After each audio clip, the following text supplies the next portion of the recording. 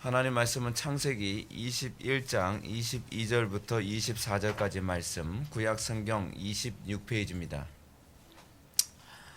구약성경 26페이지, 창세기 21장 22절부터 24절까지 말씀 찾으셨으면 제가 봉독하겠습니다. 그때에 아비멜렉과 그 군대장관 비골이 아브라함에게 말하여 이르되 내가 무슨 일을 하든지 하나님이 너와 함께 계시도다. 그런즉 너는 나와 내 아들과 내 손자에게 거짓되 행하지 아니하기를 이제 여기서 하나님을 가리켜 내게 맹세하라. 내가 내게 후대한 대로 너도 나와 내게 머무는 이 땅에서 행하여 보이라. 아브라함이 이르되 내가 맹세하리라 하고. 아멘. 이 시간은 창세기 115번째 강의가 되겠습니다. 성도를 높이시는 하나님이라는 제목으로 하나님 말씀 증거하도록 하겠습니다. 성도를 높이시는 하나님. 기독교 신앙에서 여러분 뺄 수 없는 신앙의 아주 중요한 요소가 하나 있습니다. 그것은 인내입니다. 인내. 근데 여러분 성경이 가르치는 인내라고 하는 것은 내가 인내하는 인내가 아니라 하나님께서 인내케 하시는 인내입니다. 우리는 간혹 가다가 이 인내에 관한 그 가르침을 듣게 되면 굉장히 부담스럽습니다. 나는 타고난 성품상 인내력이 약한데 그럼 나는 신앙생활 잘 못하겠다. 근데 인내력 약한 거로 따지면 뭐 저를 능가할 사람이 그렇게 많지 않습니다. 제가 뭐 별로 이렇게 인내력이 별로 없습니다. 근데 뭐 잘 안 믿는 사람이 많은데 좀 믿어주세요. 제가 그 인내에서 인내가 아니라 그 인내가 하나님의 은혜의 결과입니다.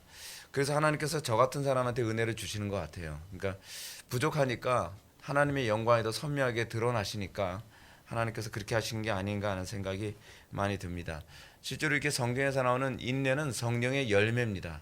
뭐 사랑과 희락과 화평과 오래 참음과 자비와 양선과 충성과 온유와 절제했을 때 그 오래 참음이라고 하는 그 부분이 나오지 않습니까? 이 오래 참음이라고 하는 이게 이제 우리가 오늘 본문에서 보게 되면 오늘 본문이 아니라 로마서 5장 3절부터 4절의 말씀을 보게 되면 다만 이뿐 아니라 우리가 환난 중에도 기뻐하노니 환난은 인내를, 인내는 연단은 소망을 나누지 내가 아민이라 했을 때 그 인내는 perseverance입니다. 그러니까 오래 참음, 그 견고하게 인내하는 것, 이제 그걸 의미하죠. 근데 이 인내가 생내적 인내를 의미하지가 않습니다. 하나님께서 은혜를 베풀어 주심으로 말미암아 하나님의 백성들이 인내케 되어지는 것입니다. 이거는 그리스도와 연합하여 그리스도께서 성도들의 삶을 통해 드러내시는 성품입니다. 근데 이 로마서 5장 3절부터 4절에 나오는 환난의 인내는, 인내는 연단은 소망을 낳는 줄 뭐 이 말씀 있지 않습니까? 근데 여기서 우리가 이 환난의 인내를, 인내는 연단은 소망을 이루는 줄이라고 했을 때에 여기서 이 인내가 낳는 연단이 무엇인가 좀 흥미롭습니다. 인내가 낳는 연단, 우리 연단이라고 하게 되면은 이제 어떻게 생각합니까? 이 연단이라고 하는 단어가 헬라어로 어떤 단어를 사용하냐면 도키메라고 하는 단어를 사용합니다. 도키메라고 하는 단어는 우리나라 말로 직역하게 되면 어떤 단어를 가지고 있냐면 성품입니다. 그러니까 환난은 인내는 성품을 낳는다고 이렇게 번역을 하고 있어요. NIV 성경에서도 이 도키메라는 단어가 여러분 연단이라는 의미로도 쓰여요. 근데 NIV 성경에서는 이 도키메라고 하는 단어를 캐릭터라고 이렇게 번역을 했습니다. 그래서 환난은 인내가 뭘 만들어요? 성품을. 그래서 이 도키메라고 하는 이 단어에 대해서 이 헬라어 사전을 찾아보면 뭐라 되냐면 시험받은 인격 또는 시험받은 품성이라고 얘기합니다. 그러니까 성경에서 얘기하는 거듭난 성도에게 나타나는 이 품성, 이 연단된 성품이라고 하는 것이 그냥 성품이라고 하는 거 우리 그냥 은혜 받으면 그냥 확 바뀌는 거라고 생각을 하지 않습니까? 근데 확 그냥 바뀌는 것이 아니라 연단의 과정을 통해서 바뀌어가요. 그러니까 굉장히 어떻게 보면 상식적이죠. 상식적이. 그래서 그리스도인들이 하나님의 성품으로 변화되는 데 있어서 그냥 하나님 왜 저는 안 변화돼요? 변화시키고 있잖아 그런 거예요. 좀 무서운 얘기예요, 그렇죠? 어떻게 변화시키죠? 연단을 통해서. 그러니까 하나님께서 인내의 과정을 통해서 우리는 인내할 수 없는데 하나님께서 우리를 인내케 하심으로 그리스도인들이 점점 더 아름다운 성품으로 다듬어지고 만들어져 가는 거예요. 그러니까 우리는 성도들이 변화된 성품이 어디서 나온다고 생각을 하냐면 그냥 어느 날 은혜 한 방 세게 받으면 그리고 나서 뭐 확 바뀌는 거라고 생각하는 경향이 많이 있습니다. 그렇죠? 근데 그렇게 바뀌는 경향도 있어요. 그렇게 해서 나타나는 부분도 있는데 우리가 구약과 신약을 쭉 살펴보면 야곱 같은 사람들도 하나님의 성품으로 바뀌어지기 위해서 환난과 인내라고 하는 이 과정을 통해 이 변화된 성품, 변화된 이 그 캐릭터가, 이 품성이 계속 만들어져 가는 거예요. 그러니까 성화가 고난하고 같이 갑니다. 이 과정을 통해서 우리가 더욱더 이 거룩한 성품이 만들어져 간다고 바울이 그렇게 얘기합니다. 그래서 뭐가 나오는 거예요? 환난은 인내를, 인내는 연단을, 환난은 인내를, 인내가 바로 새로운 성품을. 그래서 새로운 성품을 나니까 뭐예요? 소망을 낳는 거죠. 그 소망을 갖게 되는 거예요. 바울은 이 고난과 이 인내의 과정을 통해서 내가 더욱더 그리스도를 닮아가고 옛 성품이 죽어지고 그래서 내가 새로운 성품을 갖게 될 것이라는 것에 대해서 뭐예요? 소망을 갖는 거예요. 그래서 이 로마서 말씀이 그 얘기가 나오는 겁니다. 다만 이뿐 아니라 우리가 환난 중에도 즐거워하느니. 환난 중에 왜 즐거워해요? 이 과정을 통해 우리가 그 거룩한 성품, 그 인격을 소유하게 되고, 그래서 우리가 어떻게 해요? 그것 때문에 소망을 품게 되는 것이죠. 그래서 제가 여러분한테 그런 말씀 드렸잖아요. 우리 옆집에 살던 그 무당집 아줌마, 아직까지 이제 기억이 나는데, 그 무당집 아줌마 보면은 세상살이 너무 힘들게 살아서 얼굴에 뺀질뺀질 달고 달았어요. 고생 많이 한 얼굴이에요. 근데 이 고생 많이 하면 많이 할수록 세상 사람들은 어떻게 해요? 얼굴이 그냥 뺀질뺀질해지죠. 아주 그냥 달고 다른 얼굴, 그런 모습이에요. 근데 그리스도인들은 안 그래요. 그리스도는 환난과 인내의 과정을 거치면서 뺀질뺀질해지고 막 사람이 이 바늘로 찔러도 피 한 방울 나오지 않을 정도로 아주 막 강팍하고 악해지는 얼굴이 아니라 어떻게 해요? 더 거룩해져 가요. 더 하나님의 성품에 참여해 가는 거예요. 그래서 바울이 뭐라고 합니까? 그래서 내가 소망을 품는다라고 얘기를 합니다. 그래서 영원한 내세의 소망의 근거, 내가 더욱더 주님을 닮아가게 되는 이 소망을 품게 됩니다. 이런 초월적인 하나님의 은총의 증거가 우리에게 나타나지 않는다면 우리는 결코 소망을 품지 말아야 되죠. 오히려 하나님께 두려움으로 긍휼을 구해야만 합니다. 우리는 오늘 이러한 믿음의 인내가 가져오는 소망이 무엇인지를 또 알아보고자 합니다. 아브라함은 언약 때문에 이 수십 년간 인내해야 하는 고통을 맛봤습니다. 하나님의 백성들이 하게 항상 하나님께서 요구하신 게 뭐예요? 인내하는 거예요. 인내. 근데 이 인내를 통해서 하나님의 백성다운 모습이 점점 만들어져 간다는 거죠. 아브라함 몇 년 인내해서 자식 얻었어요? 25년. 그냥 남들은 그 뚝딱 하면서 나오는 자식이 25년이라고 하는 이 과정을 통해서 어떻게 해요? 더 주님을 닮아가고 더 아름답게 변화되는 모습을 보게 됩니다. 이렇게 인내 결과로 말미암아 아브라함이 받은 새로운 성품, 그 변화된 성품이 또 무엇이었습니까? 우리가 나중에 22장에서 우리 다음 장에서 우리가 또 살펴보겠지만 하나님께서 내 아들 이삭을 바치라 하는데 그 아들 이삭을 바치는 아브라함의 모습에서는 예전의 모습이 아니에요. 예전에 아브라함 좀 비겁하기도 하고 좀 뭐랄까요, 별로 이렇게 아름답지 않은 모습이 많이 보이지 않았습니까? 근데 아브라함에게 있어서 이 인내의 과정을 통해서 그에게 만들어진 이 성품이 내 아들 이삭을 바치라. 그러니까 새벽에 일어나서 아들 이삭을 바칠 정도의 그 아름다운 모습을 보게 됩니다. 이게 어느 날 갑자기 만들어진 성품이 아닙니다. 이것이 많은 인내와 그리고 이 환난의 과정을 통과하면서, 그래서 욥기서에서 뭐라고 얘기합니까? 내가 이 고난을 통해 정금같이 나온다고 얘기하는 겁니다. 믿음의 성품이 그냥 쉽게 만들어지지 않습니다. 우리가 태어나서부터 천사로 태어나지 않았기 때문에 우리가 타락한 본성을 가지고 있기 때문에 하나님께서 많은 인내의 환난의 과정을 통하여 우리 점점 더 정금같이 다듬어 가시고 그래 가면서 하나님의 백성다운 모습이 만들어지는 것입니다. 어떻습니까? 여러분들은 이 고난과 인내의 과정 거치면서 점점 더 주님을 닮아가는 모습을 소유하게 됩니까? 어떤 사람은 이렇게 얘기합니다. 나도 옛날엔 괜찮았는데 너무 환난 많이 겪고 고생 많이 하다 보니까 좀 그 세속화됐어요. 그거는 우리한테 안 먹히는 얘기예요. 그거는 성령이 없는 사람들한테 하는 소리입니다. 우리는 고난을 통해서 오히려 더 주님을 닮아갑니다. 우리는 고난을 통해서 더욱더 우리 속에 있는 불순물이 제거되어지는 과정을 겪어갑니다. 그래서 성도에게 환난이 그들에게 유익이 되는 거죠. 다윗이 얘기합니다. 고난당한 것이 내게 유익이라. 이로써 내가 주의 율례를 깨달았도다. 이 고난과 연단의 과정 없으면 주님의 마음을 깨달을 기회가 별로 없습니다. 이 고난과 연단의 과정이 아니면 우리가 더 주님을 가까이 만날 기회가 없습니다.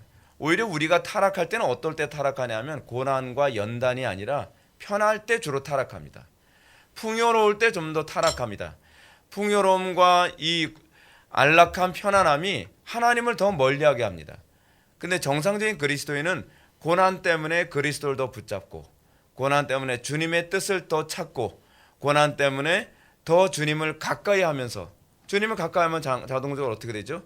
그리스도로 화하여져 가는 그 모습이 우리에게 나타나게 되는 것이죠. 자, 오늘 우리가 아브라함을 보게 되는데, 이 아브라함이 이 비골이라고 하는 사람을 만나면서 아비멜렉과 군대장관 비골을 만나면서 하나님께서 그를 어떻게 이제 높이시는가에 관한 문제를 이제 살펴보게 됩니다. 우리가 하나님의 말씀대로 살아가는 하나님의 백성들에게 그냥 고난만 있는 것이 아닙니다. 제가 지난 시간에도 말씀드렸던 것처럼 하나님의 백성대로 살아가는 하나님의 말씀대로 살아가는 하나님의 백성들에게 하나님께서 높이시는 일이 있습니다. 그럼 어떻게 높이시는가? 이게 여러분들이 좀 많이 듣고 그리고 이 부분에 대해서 묵상을 좀 많이 해야 될 부분입니다. 오늘 22절 말씀을 한번 좀 보실까요? 22절 말씀 다 같이 읽어보시겠습니다. 시작.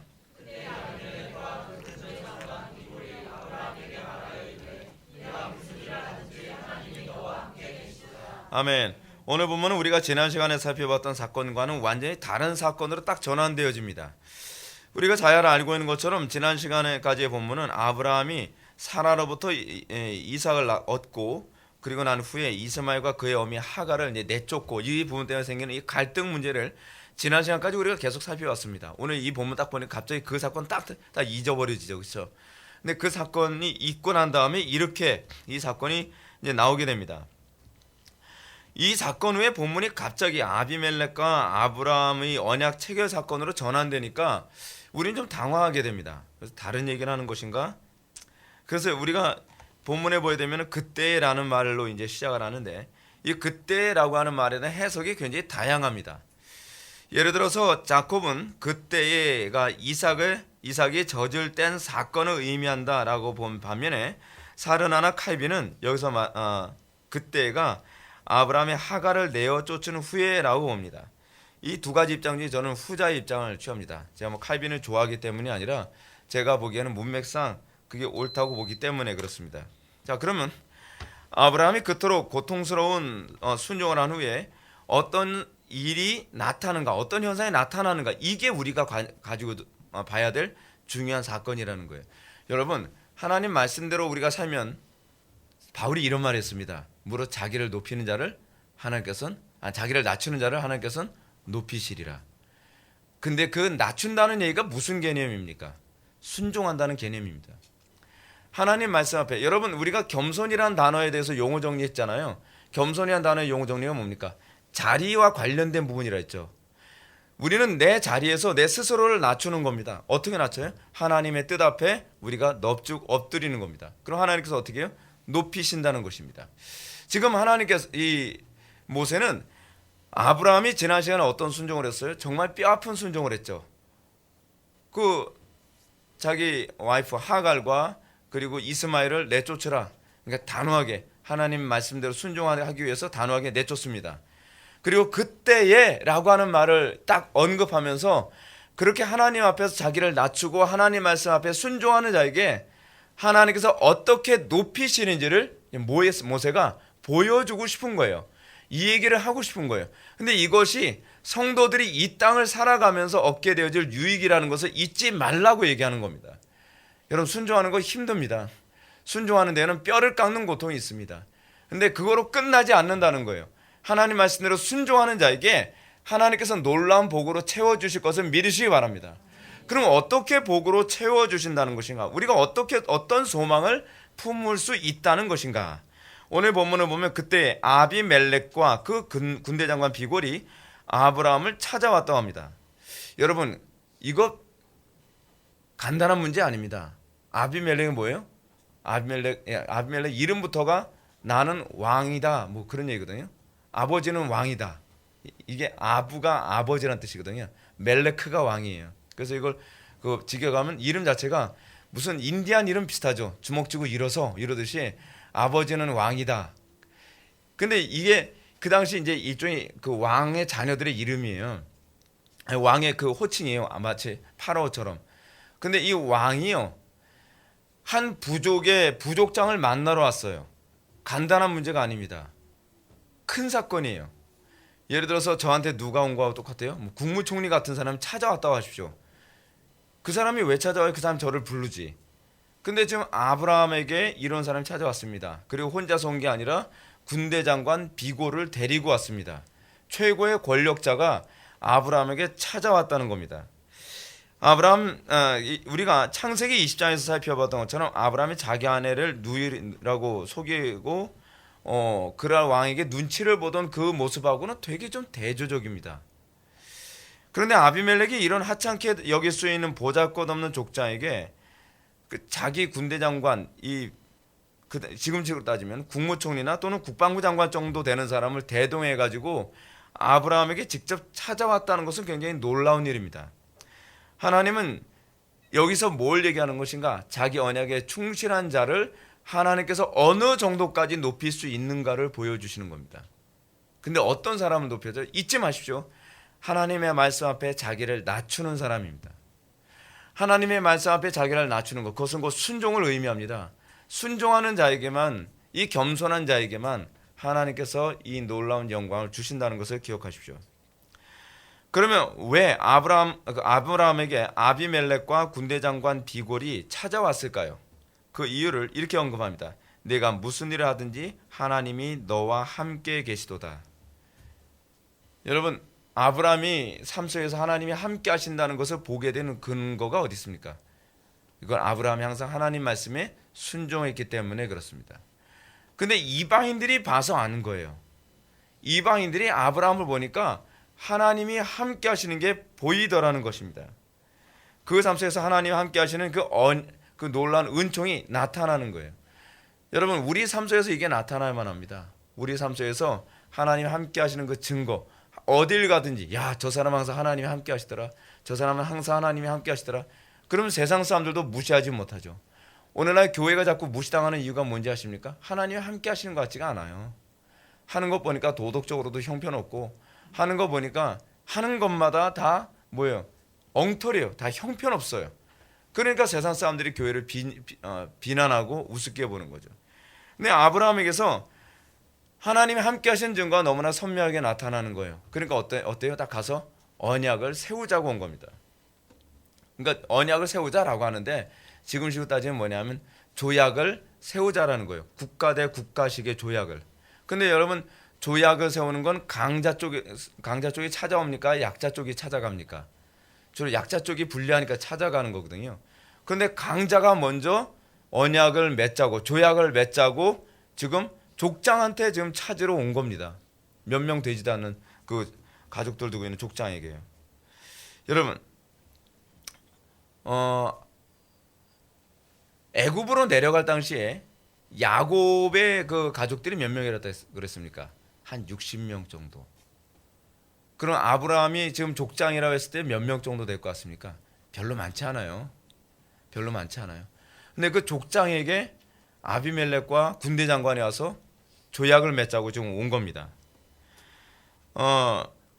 그렇게 찾아올 수밖에 없었던 이유가 무엇일까요?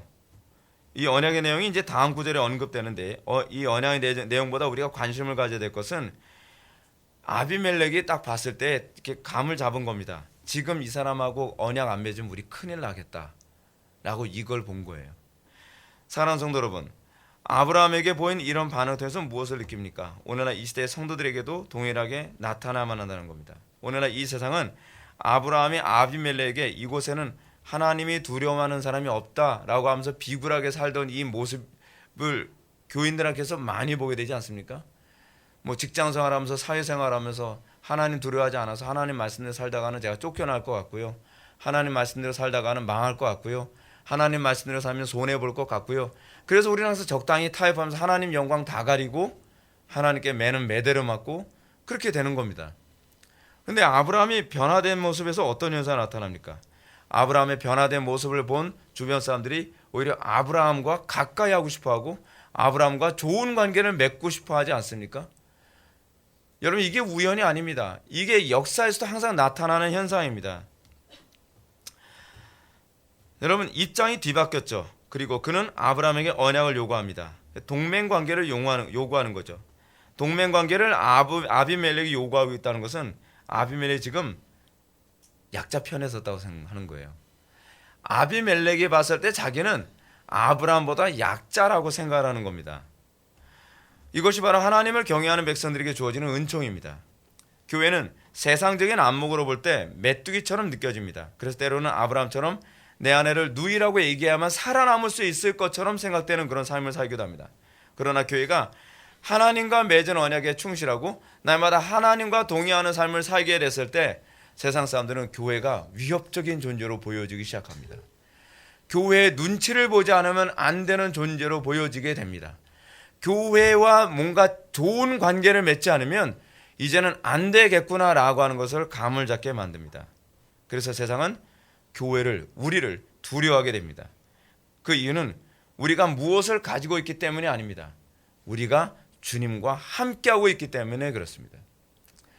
여러분, 직장생활 또는 사회생활 또는 가정에서조차도 여러분 하나님과 동의하지 않는다고 한다면 여러분들은 세상 사람들한테 무시와 멸시와 천대받게 되어 있습니다.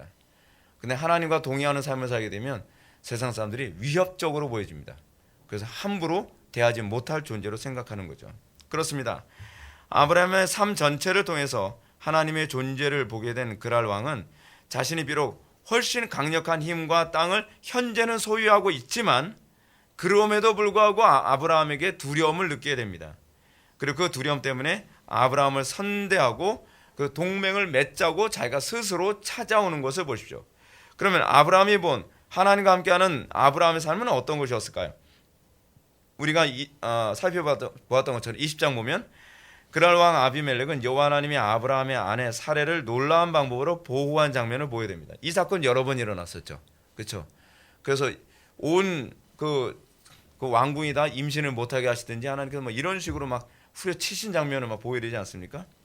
또 21장에서는 도무지 상식적으로 불가능한 사건을 또 확인하게 되는데 그것은 아브라함의 아내 사레가 임신 불가능한 사람이라는 건 누구나 다 아는 얘기인데 사레가 임신을 했다는 사실입니다. 그런데 여러분, 이게 우리는 뭐 그럴 수도 있지, 뭐 인공수정해서 뭐 되고 뭐 그럴 수도 있는 거 아니야. 근데 그렇지 않아요. 그 당시에는 오죽하면은 이 자녀를 많이 낳는 것이 그 당시에 아주 중요한 기복의 대상이었어요.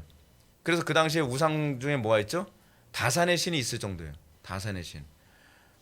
근데 이 다산의 신을 아무리 섬겨도 임신이 안 되는 그런 시대인데 아브라함의 아내 사레가 임신되어지는 모습 보면서 야, 이 사람은 특별한 존재구나라는 것을 알게 된 겁니다. 이런 식으로 하나님의 함께 하시는 증거가 그에게 선명하게 나타난 거죠. 사랑하는 성도 여러분, 이것이 바로 세상의 권력과 부와 영화를 다 가진 사람들이 교회에게 머리를 조아리게 하는 유일한 근거입니다. 교회가 세상에 영향력을 끼치는 방법, 또 교회가 세상의 소금과 빛의 역할을 하는 방법은 바로 여기에 있습니다. 교회가 세상 사람들 눈치 안 보는 겁니다. 그리고 교회가 세상 사람들 눈치 안 보고 타협하지 않는다고 한다면 거기서 하나님의 영광이 나타납니다. 여러분, 믿음으로 인내하게 살아가는 것, 세상의 눈치 바라보지 않는 것, 그리고 뭐 죽으면 죽으리라는 그런 각오로 살아가는 것, 여러분 얼마나 무서운 존재인지 아십니까? 여러분, 망할 각오하면서 사는 사람이 얼마나 무서운 사람인지 아세요? 죽을 각오하고 신앙생활하는 사람들 보면 얼마나 무서운지 아십니까? 그런 사람들 함부로 못 대합니다. 근데 뭔가 위협하면 항상 쫄아가지고 뭔가 그들이 하라는 대로 다 하게 되면 다 우습게 보는 거죠. 오늘날 기독교인은 어떻습니까? 하나님 말씀대로 산다고 얘기하면서도 조금만 위협하면 주의 성수 안 하겠다고 그냥 항복 백기 들죠. 또 조금만 뭐 강요하면 그냥 술 한잔 마시는 것도 그냥 백기 들죠. 이런 사람들을 누가 두려워하겠어요? 누가 우습게 보겠어요? 하나님이 그런 사람들의 권위를 세워 주시겠습니까? 여러분, 그 옛날에 그런 일이 있었다 그랬죠. 박정희 대통령이 그 그 당시 군사 정권 때는 굉장히 살벌한 때입니다. 지금 그 시대하고 많이 달라요.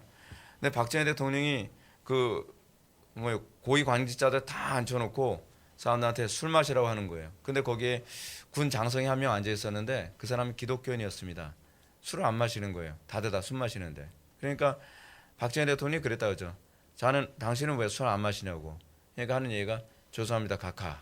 저는 기독교인이기 때문에 술을 마실 수가 없습니다.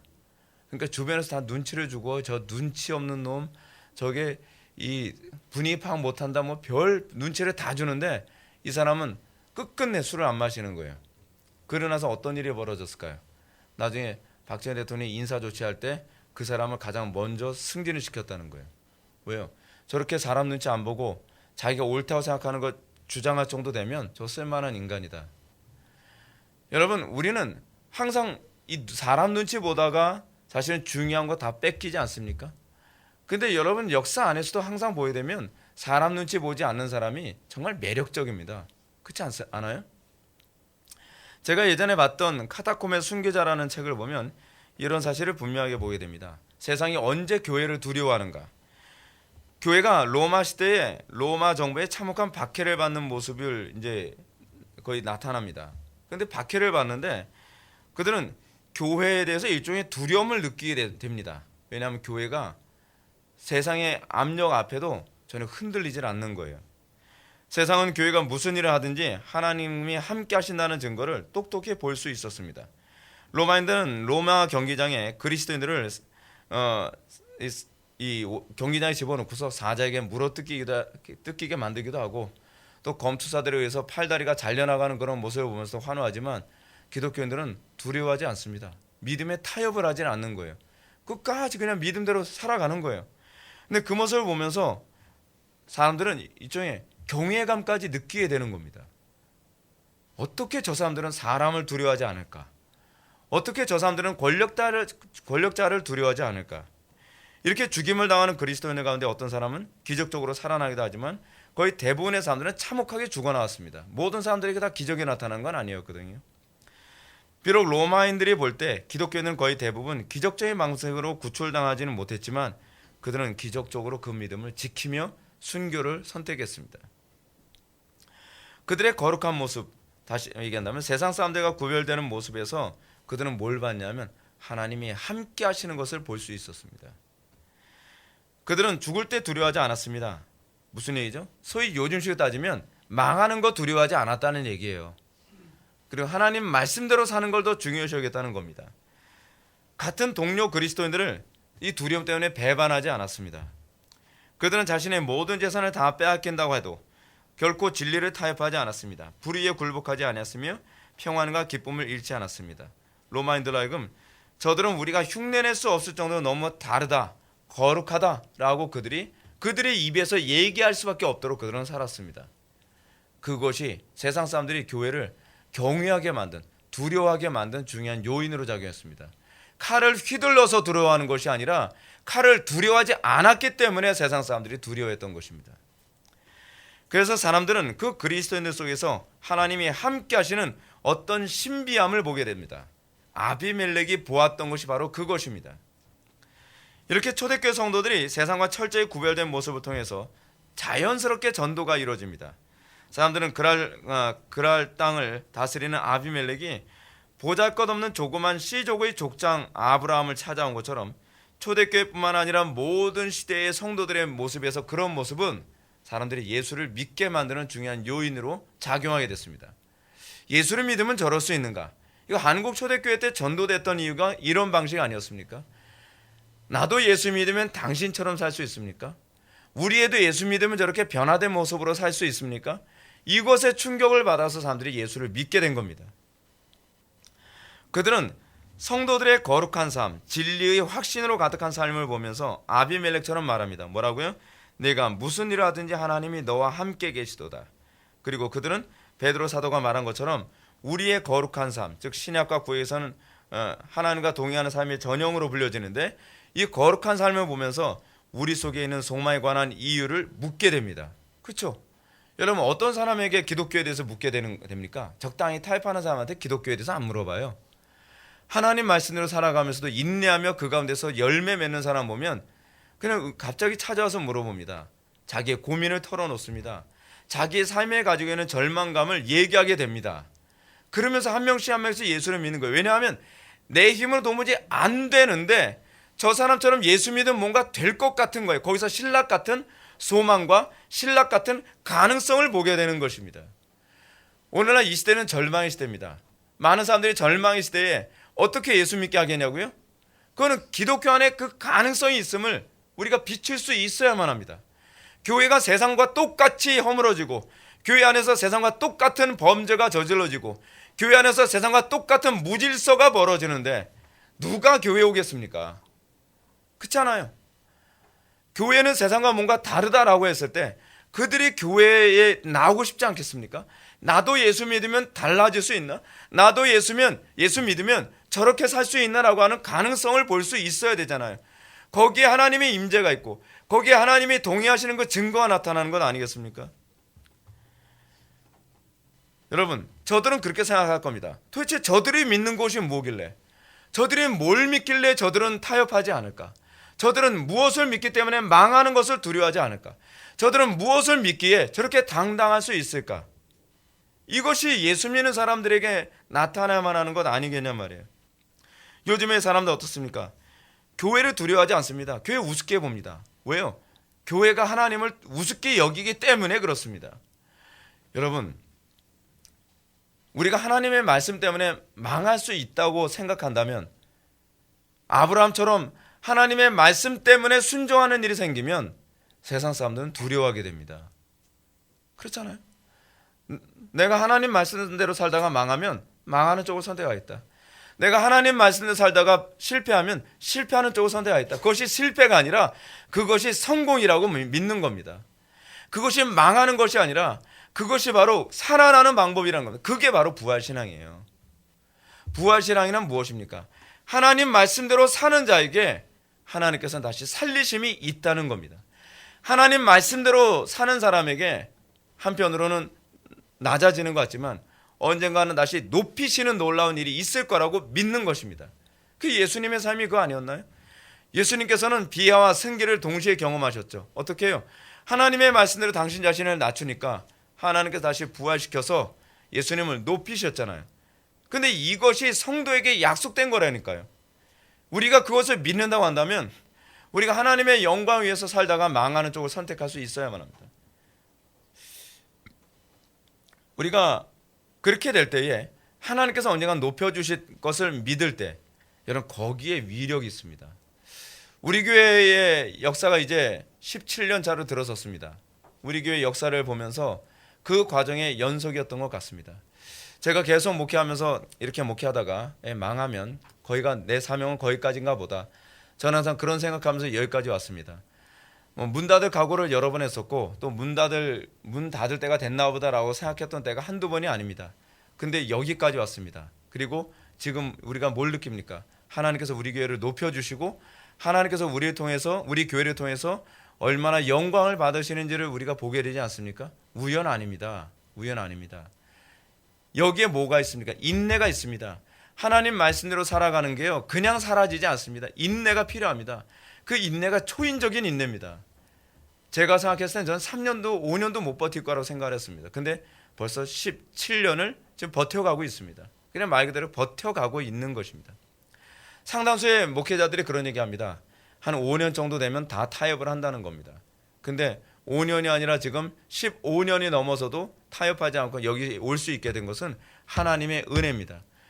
근데 여기까지 오고 나니까 주변에서 어떤 얘기가 자꾸 오냐면 요즘에도 이제 계속 뭐 사경에 인도해달라 뭐 해달라고 하는 요청이 이제 점점 늘어나고 있는데 그분들이 저한테 그걸 요청하는 이유가 뭐냐면 다르다는 겁니다. 다른 교회와 다르다는 거예요. 구별됨이 있다는 겁니다.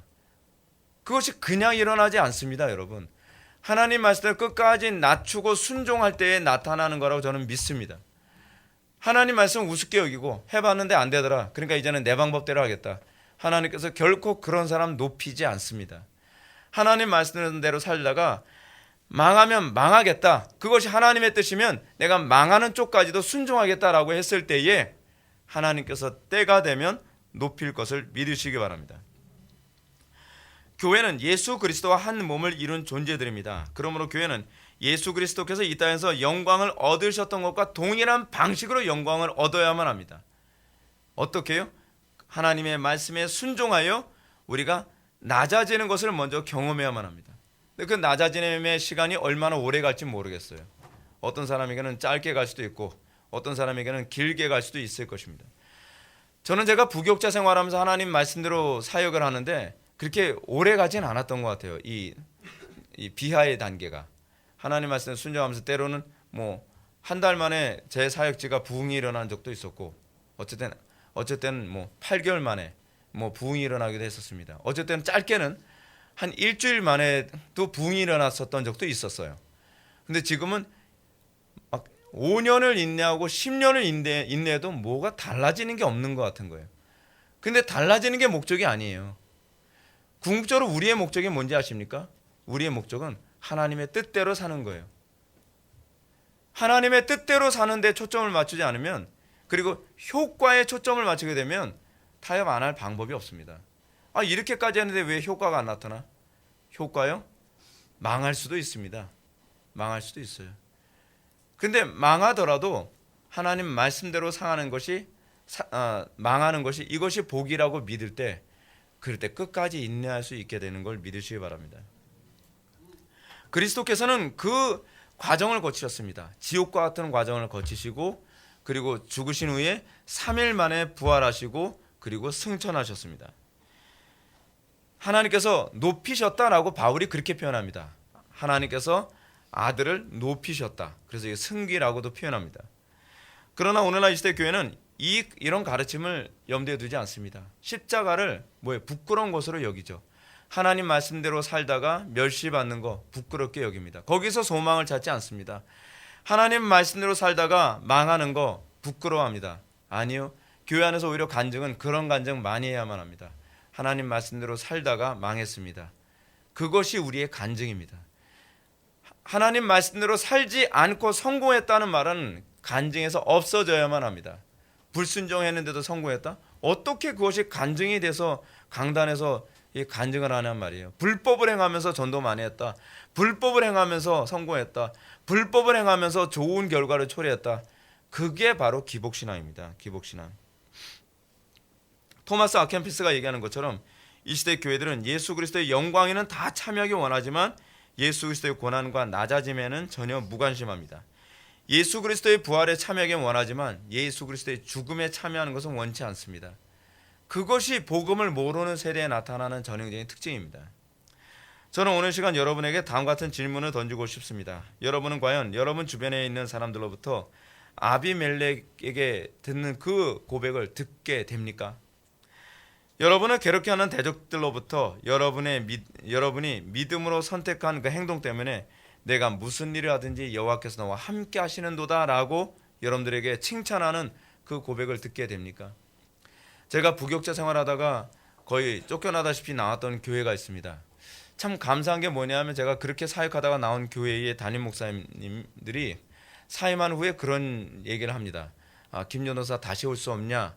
라고 이렇게 전화가 오는 그런 케이스도 있었고, 또 하나 뭐냐면 그 다른 그 동료 전도사님들한테 김 전도사처럼 할 수 없냐? 이런 얘기를 들었는데 저에겐 그게 굉장히 영광이죠. 사실 미움받을지 꼬박꼬박하면서 성경대로 하겠다고 고집 부려가면서 뭐 그랬었는데 결국은 하나님께서 그렇게 높여주시더라고요. 이게 우리의 영광입니다. 그때는 지옥 같고 그때는 막 어려움을 당하는 것 같지만, 그래서 하나님께서 저한테 그런 간증거리를 주신 것이 아닌가 하는 생각이 듭니다. 우리가 이 땅에서 사람들에게 칭찬받을 생각 버려야만 합니다. 사람에게 칭찬받기보다는 하나님께 칭찬받는 데 관심을 가져야만 합니다. 사람들에게 칭찬을 받으려고 한다면 하나님의 말씀을 거역하지 않을 방법이 없습니다. 이것이 세상을 살아가는 방식이에요. 우리 삶 속에는 사실 하나님의 역사하심도 없고 하나님이 우리의 관심사로 여기시지 않는지 우린 꼭 그 좀 고민 좀 해봐야만 합니다. 우리가 이 하나님의 말씀대로 사는 가운데에 하나님과 동행한다고 하는 이 평가를 들었던 대표적인 인물이 한 명이 또 있습니다. 요셉입니다. 요셉은 그의 삶 속에서 하나님이 함께 하신 증거가 너무 분명했습니다. 물론 요셉의 삶은 고난의 연속이었습니다. 근데 요셉은 그 고난의 연속 가운데서도 하나님 말씀대로 사는 것을 포기하지 않았습니다. 그것이 우리가 봐야 될 요셉의 모습이고 여러분들이 추구해야 될 인생의 어떤 모습이 아닌가 하는 생각이 듭니다. 먼저 요셉이 애굽인 보디발의 집에서 노예 생활할 때 성경은 이렇게 얘기합니다. 그의 주인이 여호와께서 그와 함께 하심을 보며 또 여호와께서 범사에 형통하게 하심을 보았더라. 그의 주인이 여호와께서 그와 함께 하심을 보며, 계속 반복해요. 여호와께서 함께 하심을 보며 또 여호와께서 그의 범사에 형통하게 하심을 보았더라. 여러분, 제가 지금 같은 본문 두 번 읽은 거 아닙니다. 창세기 39장 2절과 3절을 읽은 건데 의도적으로 창세기 기록자인 모세는 같은 말을 약간 말만 다르게 하고서 똑같이 반복하고 있습니다. 뭐라고요? 그가 범사에 형통했고 그가 범사에 여호와와 함께했다. 그거를 봤다는 겁니다. 요셉이 보디발의 아내에게 모함을 당해 감옥에 갇힐 때에도 성경은 이렇게 기록합니다. 간수장은 그의 손에 맡긴 것을 무엇이든지 보살피지 아니하였으니 이는 여호와께서 요셉과 함께 하심이라.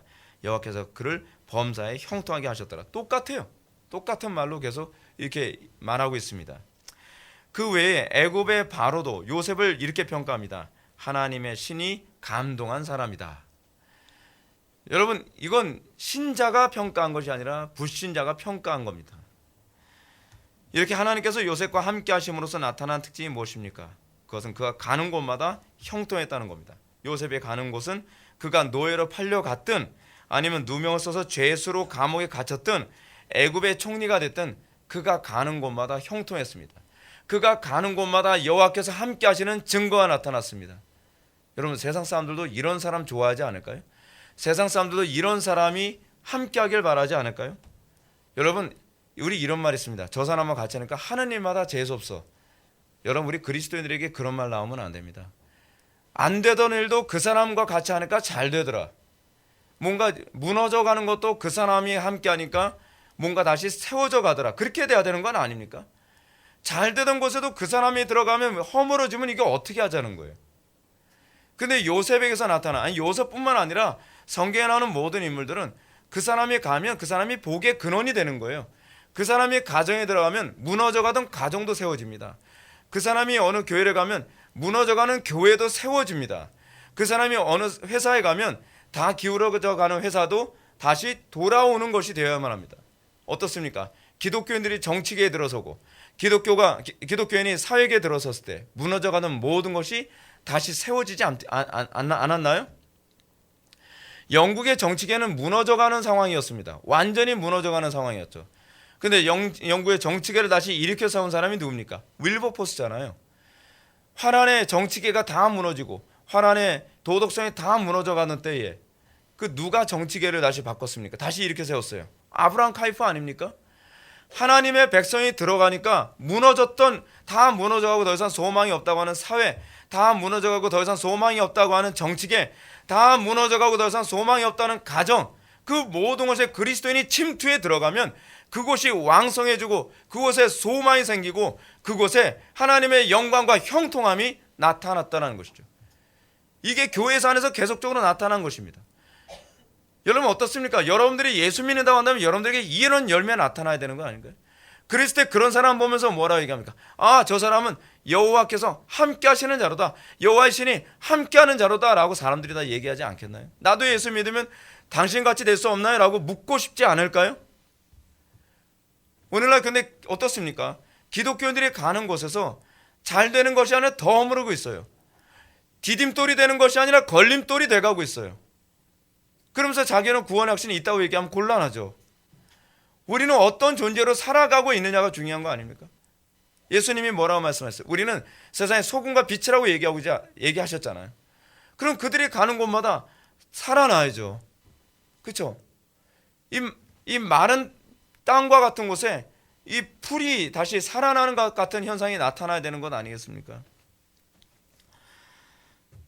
사랑하는 성도 여러분, 여러분의 삶 속에 이런 영광이 나타나기를 주님의 이름으로 축원합니다.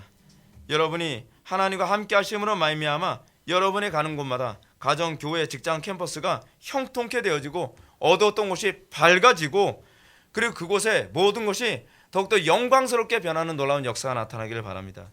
그래서 여러분들을 볼 때 세상 사람들이 이 사람은 하나님이 함께하는 사람이로다, 나도 저 사람처럼 예수 믿고 싶다라고 하는 이런 소리가 나와야만 합니다. 사람 하나 쓴다는 것이 얼마나 힘든지 모릅니다. 제가 부교육자 쓰는 거에 되게 신경 쓰는 이유가 뭐냐면, 한 사람이 들어와서 공동체를 아수라장으로 만들 수도 있고, 한 사람이 들어와서 이 무너져가는 공동체를 오히려 강력하게 세울 수도 있습니다. 어떤 사람이 들어오냐는 굉장히 중요한 문제입니다. 여러분들이 어디를 가든지 여러분들은 어떤 평가를 받습니까? 여러분들이 가면 번영의 역사가 나타납니까? 자, 번영 얘기하니까 본능적으로 이게 거부감 느껴지죠. 번영. 그 번영이라는 단어 자체가 나쁘기 때문이 아니라 번영이라는 단어를 나쁜 사람들이 자꾸 쓰니까 그런 거예요. 번영이라는 단어는 우리에게서 나타나야 돼요. 왜냐하면 기독교가 가는 곳마다 번영이 일어나거든요. 사실은요. 여러분, 근데 이 번영이 그냥 일어나지 않습니다. 그래서 번영 신학을 얘기하는 사람들은 고난 없는 번영을 얘기합니다. 그래서 미신적 번영을 얘기합니다. 그래서 이 미신적으로 어떤 행동을 하면 어떤 번영이 일어나는 것처럼, 예를 들어서 11조를 많이 하면 돈 놓고 돈 먹기 식으로 그렇게 번영이 일어나는 것처럼 얘기하니까 그게 문제라는 거예요. 그거는 무속신앙이거든요. 근데 성경이 얘기하는 번영이 무엇이냐는 거예요. 성경이 얘기하는 번영. 성경이 얘기하는 번영은 십자가를 진 결과예요. 하나님 말씀대로 순종하고 자기를 낮추고 고난당한 그 결과를 하나님께서 복으로 주시는 약속의 성취로서 주어지는 것이 번영이라는 것입니다. 우리가 그걸 믿기 때문에 하나님 말씀대로 사는 것 때문에 핍박당하고, 하나님 말씀대로 사는 것 때문에 멸시당하고, 하나님 말씀대로 살아가는 것 때문에 손해를 보지만 우리는 뭘 믿는 거예요? 그래도 결국은 하나님께서 형통케 해주실 것이라고 믿는 것이죠. 그래서 우리는 끝까지 인내하는 겁니다. 그래서 성도는 어디를 가든지 의를 위해서 싸우게 됩니다. 근데 그 싸움의 승리는 반드시 하나님께서 우리에게 주실 거라고 믿는 것이죠. 그 의를 위한 고난과 싸움만 있는 것이 아니라 거기다 뭐가 항상 따라와요? 번창함이, 번영함이 따라온다고 믿는 것입니다. 그래서 성도들이 처음 가는 곳은요, 항상 전쟁터입니다. 그러니까 우리는 번영이 일어난다고 했을 때 이 사람이 가면 그냥 운이 좋아서 뭔가 분위기가 달라진다고 생각하는 경향이 있는데, 물론 그것도 있죠. 근데 그리스도인이 가는 곳마다 번영케 되어지는 전제는 무엇이냐면, 이제껏 자리를 잡고 있었던 불법과 싸우기 때문입니다. 거짓과 싸우기 때문입니다. 죄악과 싸우기 때문이에요. 그 싸움의 과정 이후에 번영이 와요. 근데 그 싸우는 과정에서는 오히려 어떤 현상이 나타나니까 더 무너지는 것 같아요. 제가 부교육자 생활하게 되면 항상 첫 번째 시작되는 것이 뭐냐면 전쟁입니다. 그냥 가면 전쟁이에요. 중고등부를 맡든지 청년부를 맡든지 주일학교를 맡든지 가게 되면 처음에는 마치 재앙의 근원 온 곳, 무슨 저승사자 온 것 같은 분위기가 돼버려요. 제가 가면요. 그러니까 사람들하고 맨날 싸워요. 애들하고 맨날 싸워요. 무슨 저건 싸움 딱으로 태어난 인간처럼 맨날 그렇게 보이죠. 근데 그렇게 싸워서 점령을 딱 하고 나면 그 다음서부터는 번영이 오는 거예요. 그 다음엔 일사천리로 막 성장하는 겁니다. 많은 사람들이 부러워할 정도로요. 근데 우리는 그 과정 없이 번영을 추구하는 거예요. 저는 오늘날 이 많은 젊은 전도사님들이 참 잘못하고 있다고 생각하는 게 그겁니다. 적당히 타협해가지고 숫자 늘릴 생각을 하고 있어요. 아니 그 20대 30대 된 전도사님들이 거기서부터 잔머리를 굴리면 어떻게 해요? 그렇잖아요. 아니 죄악하고 타협해서 숫자 늘리는 게 무슨 의미가 있고, 불경건하게 예배하는 사람으로 몇백 명 앉아있는 걸 자랑거리가 될 게 뭐가 있냔 말이에요. 그렇잖아요. 그것부터 한번 폼에서 딱 해야 되거든요. 제가 왜 다른 교회 청빙 받아서 가는 걸 저는 기대를 안 하는지 아십니까? 제가 청빙 받아서 가게 되면 그 교회에서 항상 해야 되는 일이 뭐냐면 한번 쪽박을 내야 되거든요. 기존에 잘못된 무지 싸움을 한번 포맷을 시키려면 엄청난 전쟁 한번 해야 돼요. 제가 쫓겨나가든지 그렇지 않으면 교회의 기존의 장로님이나 그런 이 제도권 안에 있는 사람들이 바뀌든지 나가든지 하는 어떤 한번 큰 전쟁을 한번 치르고 난 다음에 그 평정을 하고 그 다음에 새롭게 질서를 잡지 않는 한 안 되거든요. 여러분들이 우리 교회에서 신앙생활 하는데 힘든 이유가 어디인지 아십니까? 그것 때문이에요. 여러분들이 먼저 시작해야 되는 건 깨지는 것부터 시작해야 돼요. 옛적 삶의 청산이 먼저 있어야 돼요. 그 다음에 오는 것이 언약의 성취로서의 번영이에요. 그 과정 없이 번영을 추구한다면 그게 번영신학이죠. 그게 번영신학의 문제는 십자가를 지고 하나님의 뜻을 이루는 데 관심이 없다는 겁니다. 이들의 궁극적 목적은 번영과 행복뿐이에요. 그러나 성경이 가르치는 번영은 신명기의 축복과 저주 언약과 관련을 맺고 있습니다. 성경은 틀림없이 우리가 하나님의 명령대로 살면 형통하게 해 주시겠다고 약속을 하고 있습니다. 그러나 그 전에 뭘 해야 돼요? 십자가를 지라고 얘기하고 있는 거예요. 자기를 부인하고 십자가를 지는 일이 먼저 있어야 돼요. 먼저 하나님 말씀 앞에 자기를 철저히 낮추는 일이 먼저 있어야 돼요. 철저히 낮춘다는 것이 무슨 얘기냐면 하나님의 말씀대로 살기 위해 끝까지 인내하는 이 과정이 있어야 된다는 거예요. 근데 이게 너무 힘들죠. 이게 믿음이 아니고서는 안 되는 거예요. 이거는 인간의 성품의 문제가 아니라 믿음 안에 있을 때에만 가능한 인내거든요. 그렇게 했을 때 하나님께서 어떻게 해요? 들어가도 복을 받고 나가도 복을 받고 너의 떡반죽 그릇이 복을 받는 이 복이 우리에게 주어진다고 얘기하는 겁니다. 그래서 신명기 28장 1절에 보면 이렇게 얘기하죠. 내가 네 하나님 여호와의 말씀을 삼가 듣고 내가 오늘 내게 명령하는 그의 모든 명령을 지켜 행하면 전제 내 하나님 여호와께서 너를 세계 모든 민족 위에 뛰어나게 하실 것이라. 저는 이거 이렇게 하면 우리나라 전 세계에서 가장 뛰어난 민족 될 수 있을 거라 저는 믿습니다. 미국이란 나라가 오늘날 그 전 세계 초강대국이 된 거 우연 아닙니다. 청교도들이 세운 나라이기 때문에 그렇습니다. 청교도들이 이 정신을 가지고 나라를 세웠습니다. 그 말씀대로 된 대표적인 나라가 바로 미국입니다. 제가 또 이렇게 하면 친미주의자인데 저 친미주의자나 미친주의자 아닙니다. 그 자꾸 이런 식으로 얘기, 여러분 객관적으로 보란 말이에요. 실제로 그 청교도들이 얼마나 경건하게 나라를 세웠냔 말이에요. 그리고 나서 하나님께서 강대한 모든 민족에 뛰어나게 하시는 그 강대함이 있잖아요. 저는 우리나라가 거기에 비전 걸어야 된다고 저는 생각을 합니다. 우리나라 지금 형편없는 것 같죠? 뭔가 지금 다 무너져가는 것 같죠? 걱정하지 마세요. 하나님의 백성이 하나님의 백성다운 역할만 하면 전 세계에서 가장 강대한 나라로 한순간에 다시 세워질 수 있을 건 믿으시기 바랍니다. 근데 문제는 뭐냐면 기독교인들이 그 정신을 안 갖고 있다는 게 문제예요. 기독교인들이 하나님의 말씀대로 살다가 망하면 망하겠다, 하나님의 말씀대로 살다가 실패하면 실패하겠다라고 하는 각오로 살아가지 않으니까 나라가 점점 휘둘리고 점점 망가져가는 겁니다. 근데 하나님의 말씀대로 살면 하나님께서 이 나라 전 세계가 부러워하는 나라가 될 걸 믿으시기 바랍니다. 우리는 그 비전을 가지고 우리는 인내하는 거예요. 인내하는 거예요. 저는 지금 우리 교회가 뭐 비록 큰 뭐 다른 교회처럼 메모드 처치는 아니라고 하더라도 우리 교회가 하나님의 말씀대로 저는 이거 믿어요. 여호와의 말씀을 삼가 듣고 내가 오늘 내게 명령하는 이 명령을 모든 명령을 지켜 행하면 우리 교회가 그렇게 쭉 나가면 돼요. 뭐 몇 명 모이나 중요하지 않아요. 뭐 50명 모이든 100명 모이든 뭐 30명 모이든 그건 중요하지 않아요. 우리가 하나님 말씀대로 그렇게 계속 쭉 나가니까 점점 하나님께서 우리 교회를 쓰시지 않습니까?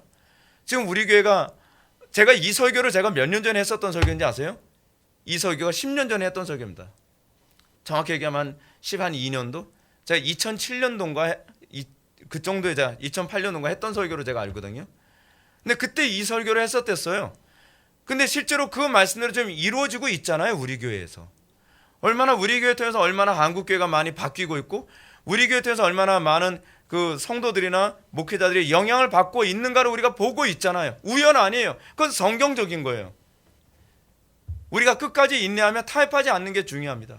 저는 우리가 하나님의 말씀대로 살면서 끝까지 인내하며 5년을 인내하고 10년을 인내하고 20년을 인내하고 30년을 인내하고 40년을 인내하는 가운데에 하나님께서 얼마나 더 큰 축복을 내려주실지 우리가 기대할 만하다고 좀 믿습니다. 왜요? 하나님이 약속하셨기 때문에 그렇습니다. 그러면 우리는 이렇게 여호와께서 함께 하시는 증거가 나타나는 사람들에 대한 놀라운 비전을 어떻게 우리에게 보여주고 있는가를 살펴보고 말씀을 마치겠습니다. 23절과 24절 말씀 다 같이 읽겠습니다. 시작.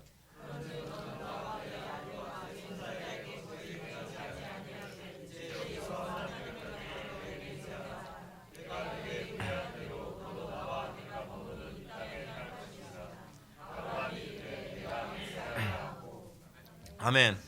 우리는 이제 본절을 통해서 그랄 왕 아비멜렉이 이처럼 아브라함에게 동맹을 요구하게 된 이유가 어디 있는지 여기서 이제 본문을 통해서 알 수 있게 됩니다. 그 이유는 아브라함이 지금 비록 조그만 시족의 족장 정도밖에 되지 않지만 이게 싹수를 보니까 이 민족이 무서운 민족 될 것이라는 걸 간파한 겁니다. 그러니까 어떻게 해요? 앞으로 자기보다 더 강대한 나라가 될 거라는 걸 이게 보게 됐으니까 굉장히 영리한 사람이죠. 어떻게 해요? 미리미리 우리가 좋은 관계 맺자라고 지금 조약을 맺으러 온 겁니다. 본절에서 아비멜렉이 말하는 언약의 내용은 이런 사실을 잘 보여줍니다. 아비멜렉은 아브라함에게 다음 같은 약속을 요구합니다. 그런즉 너는 나와 내 아들과 내 손자에게 거짓 대행하지 아니하기를 이제 여기서 하나님을 가리켜 내게 맹세하라. 내가 내게 후대한 대로 너도 나와 내게 머무는 이 땅에서 행하여 보이라. 무슨 얘기입니까? 우리 후손에게 잘해줘, 그런 거예요. 아니 초강대국 같은 나라가 조그만 부족 지 땅도 없고 여기저기 떠돌아다니는, 그러니까 아브라함에게 기껏 있는 게 뭐 하나 있어요? 무덤 하나밖에 가지고 있는 게 없어요. 근데 이 조그만 부족에게 뭐라고 얘기해요? 내가 보니까 너 앞으로 크게 될 것 같은데 앞으로 뭐라고 얘기해요? 나와 내 아들과 내 손자에게 잘해줬으면 좋겠어. 그렇게 얘기하고 있는 거예요. 더 웃기는 거 아닙니까? 근데 여러분 이게 하나님께서 교회에 주시는 복이라는 걸 믿으시기 바랍니다. 현실적으로 여러분 하나님 말씀대로 살면 어떻습니까? 현실은 아브라함처럼 초라하게 보이죠. 현실은 내가 하나님 말씀대로 사니까 처참하게 느껴지죠. 그런데요, 나중에 우리가 어떻게 될지는 두고 봐야 될 문제입니다. 믿음이 뭔지 아세요? 약속 믿는 게 믿음입니다. 현실 보는 게 믿음이 아니에요. 현실은 내가 하나님 말씀대로 살기 때문에 초라한 것 같지만 심히 창대하게 될 날이 꼭 있다는 것을 믿고 인내하는 것이, 이것이 믿음입니다. 여러분, 저는 꿈이 있습니다. 우리 교회가 지금은 이렇게 별로 규모도 크지 않고 이렇지만 정말 규모 크는 거에 대해서 이제 관심도 없지만 하나님께서 이 교회를 이 대한민국 교회사 안에 이름 남길 만한, 족적을 남길 만한 놀라운 역사를 이루실 거라고 저는 믿습니다. 왠지 아세요? 그건 제가 뛰어나기 때문에 아닙니다.